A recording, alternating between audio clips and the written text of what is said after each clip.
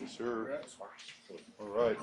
Good evening, everybody. Thank you for hanging, waiting for us to come on out, addressing the players in there. Certainly a real happy locker room. Hats off to the entire team for playing hard. Thank you to the crowd. Otson, as usual, really made it difficult for the opponent to function consistently. Certainly gave us a lot of juice, and always awesome, especially when we have so many guests here, so many recruits and whatnot. Thought it was an incredible environment, and came out. Certainly, the defense stood out, holding a team like that type of an offense with that type of firepower to 6 points. Thought it was really impressive. The way they communicated with passion, flew around, made some great plays. Thought Justin Herbert, the offense, made a lot of big plays, mostly in the passing game. Running game was inconsistent, but had a lot of bright moments as well, and had a chance to take the momentum of the game, lost it, then got it back and did it. So overall, pretty solid performance, and looking forward to getting better. Questions, please. Right left here, James. Have an update on Micah and his wrist and CJ and Bryson. Well, it looks like Micah hurt his arm. Obviously, he hurt his arm. The severity of it, we'll know. I mean, but it's a pretty good shot. It's everyone saw it on film. He took a pretty good hit there when he had his hand planted in the ground, so we'll know. CJ was more of a stinger. I'll update you on Mike as soon as I get it, guys. I just don't have all the info right now. CJ was more of, he got hyperextended, and so he just wanted to get full strength back in his arm. By the end of the game, he was back to full strength. I think Bryson got nicked up, but it wasn't too serious towards the end. And if I'm missing somebody, please let me know. But I think that's it right there. All right, AJ. Coach, you had, I think it was 6 sacks, 9 tackles for loss today. Talk about the play of the defensive line and how you were able to put pressure on that team today. Well, it was key. We felt to win this game, we were going to have to take control of the line of scrimmage. And all those guys up front, the defensive line, the outside linebackers, even though we brought some pressure and had some movements or whatnot, a lot of the pressure was caused just by 3- and 4-man rushes. So felt they worked edges well. They went speed to power well, used their hands like they had been doing all week, just spent 2 weeks working on technique and fundamentals. And it showed up and put a lot of pressure on their quarterbacks. And sometimes they scored it out of there and got some yards, but other times our guys got them on the ground. And it was one of the biggest determining factors in today's defensive performance. Front left right here, Matt. You mentioned the offensive inconsistencies. How exciting, though, is it knowing that you won a game by 28 points and you kind of feel like you could have put up 3 or 4 more touchdowns even if you played clean? Yeah, the one that was disappointing was the one down there in the tight red zone. We had a miscommunication down there tight and then settled for a field goal. Thought we'd go for it if it was 4th and 1. If it was 4th and 3, make it a 3-score game. Then we missed a field goal as well. So that was disappointing because that really, if they come back and score, it's a 1-score competition, and we're giving them the momentum back. So excited about the explosive plays, excited about some of the answers. They probably played a lot more bare than we expected them to do, covering up the guards and the edges and then putting a guy over the behind the nose tackle as a zero technique. Felt that it's a short yardage and goal line stuff. They jumped into some of their gap 8 stuff, trying to out-gap you, outnumber you.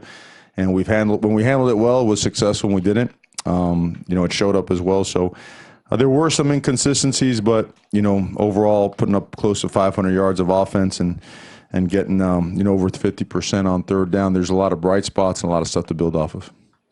Second row right here on the left, Eric. Despite the inconsistency, some really big plays in the passing game in particular. How long had you been waiting to use that flea flicker and then just the pleasure of how you did passing? We worked the flea flicker in the backyard with those 2 guys right there, my 2 sons, all the time. That's I'm glad the old school in here could appreciate the old school flea flicker. That's it doesn't show up that much anymore in football, but it looked good.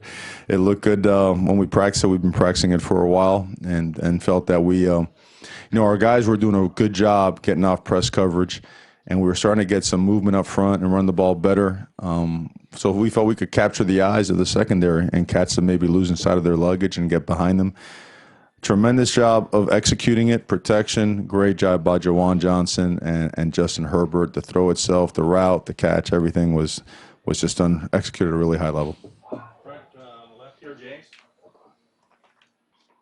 To the big picture, I know there's higher aspirations, Mario, but you are now officially North Division champions. You know that you're headed to Santa Clara in a few weeks. There's still games to go, but to reaching that first goal and milestone that you set out for this program for this season. It is, and it's something that we recognize in there. because you have to. I mean, we know where we were 3 years ago upon arrival, this great privilege and opportunity that we've had. We knew the work that it was going to take to progress, and we're progressing. And the biggest goal of the week was to be 1-0. It just also happens to coincide with, a Pac North, title. So, but that being said, the best part about it, our guys, and this sounds like a broken record every time I come here and see you guys after a game, our guys feel like we still haven't played our best football, and that's awesome to hear. And that's why we look forward to getting on that film, getting better, and getting back to our 1-0 processes tomorrow. Back left 3. Marcus Mariota was amongst everyone on the sidelines tonight, as well as a few of the other former Ducks. How cool is it for you and for the team to have some of those guys come back and watch you guys clinch the Pac-12 North?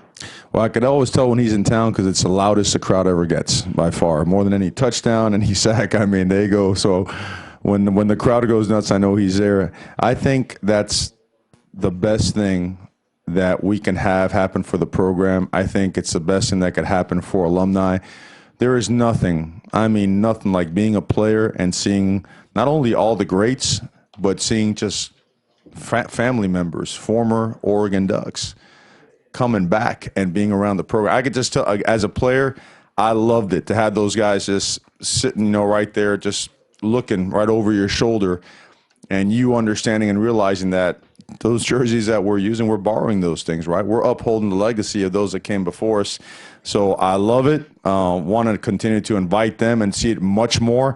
I think it's you want to talk about priorities that we have? That's one of the top priorities that we have as a program is keep bringing these men of Oregon and the women of Oregon as well, play the other sports, to just keep coming back and being around and make this thing stronger and tighter, because that, in essence, that's what makes it a great experience, and all these guys and student athletes deserve that. Middle, Tyson.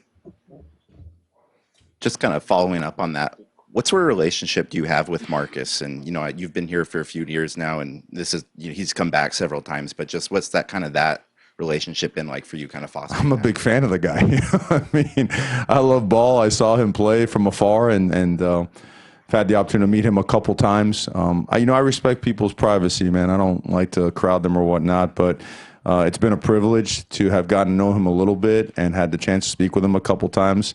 It's what everybody in here knows. It's a first-class guy, an absolute just tremendous ambassador for this university, for the community, for the program, for his family. His family get to see a bunch in support of Matt, as he plays out his senior year. So it's I consider, him and an honor and a privilege to know them and to have them around. On the right, Warren. Mario, James took my question about the Pac-12 North. Always does. Congratulations on that. I want to talk about penalties. So you guys, once again, get stuck with those unsportsmanlike and the personal foul, late hit penalties. What are you guys doing to clean that up, or is that just so much passion now in playing this game? Well, I mean, you always got to assess each one and look at it, subjectively, right? Get one on a kickoff return, which hard to tell when it's full speed because the guy's stumbling, he's close to being down or he is down, and our guy continues and launches and gets there. That one, it's a judgment thing. The one that we had later on special teams, that's the stuff that's inexcusable and that can't happen. And so even though we've cut them down, we had 5 penalties today total as opposed to what we had last week, which is inexcusable, but 5 is still at least 4 too much, So there is some improvement, but we ain't gonna, there's no reason to pat ourselves on the back for that. We got to get that down even further.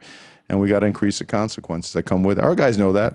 I mean, you saw a lot of guys today, and there were a couple times where our guys got popped right in the mouth now late after and didn't have it called, And I'm not complaining about the refs. I know what that brings, okay? But I'm just saying that our guys really took the high road and made it a point to play the best and the cleanest football they can. A couple guys didn't. We'll learn, and we'll go forward. Right next one on the right, AJ. Coach, it seems like with this defense, from one game to another, you never know which guy's going to step up and really shine. Today, I thought Bryce Young really stood out. Yes, he did. Talk about his game and his progression to get to this level he's at right now. Yeah. I wish you could see Bryce Young's development over the past couple of years because this guy's special now. You know, he just goes like 100 miles per hour. His heart is enormous. His passion for the game, for his brothers, for this place is off the charts. He's explosive and he uses his hands really well. And that's what you saw tonight. He was able to get separation, shed blockers. He was able to get penetration on some of the stunts. He was able to work short edges in the passing game as well. He was all over the field. And then he's got a relentless motor. I mean, this guy's always chasing, getting to the football. So, I mean, everybody in that locker room is a big fan of Bryson because of what he stands for and the way he plays the game. Right here in the front, James. You mentioned several of the things on offense that were big bright spots, Mario, really inside the lines here. But on first down efficiency, I mean, over 6 yards per play on first downs. If you take out the sacks, that's even higher through the roof. And it looked like Travis did a lot of work between the A and B gaps, and that's not normally where he lives. Was that something that you saw schematically? You could just move the three techniques a lot? Well, they jump into more of the odd stack stuff early. If you watch them last week, 2 weeks ago, their last game, when the second half came around, they jumped to a lot of odd stack against Oregon State. So you had to prepare for odd stack, for bear, for 4 down, under, over G. I mean, it was all kinds of stuff. So when they started going to their odd stack, their ends are a little bit wider. So you're able to kind of knock out the A's and the B's and still bring your split zone blocker and cut off the backside end. So you got a pretty good lane right there. And if they happen to spill that guy, Travis has got great hips. He could jump cut that thing and come out the back door. So those things end up being really good. We mix up the formations really well. I thought Marcus Arroyo did a great job mixing and matching some of the stuff that we had tendencies on and kind of reverse those tendencies with the type of runs that we ran. And overall, we started getting better, with the run game as the game went on, and we got to continue that trend. We got to run the ball strong every time we get a chance. Last question right here, Matt. Johnny Johnson had scored a touchdown since Montana. How big was that for him, that second play? And just how big was that for your offense to have a quick strike just like that, second play of the game? Well, number one for Johnny, awesome, because of, again, he's another one of those guys that his teammates love and respect him. The guy is a great football player and a relentless worker. And I think when you hit a play like that early on, it makes that defense back up. You create a little bit more of a cushion. Now, they were still pressed, and doing a bunch of stuff, but we still were able to find a little bit of some cushion there, like on Red's screen pass, due to a play like that, kind of sent, that's kind of like a warning shot across the bow.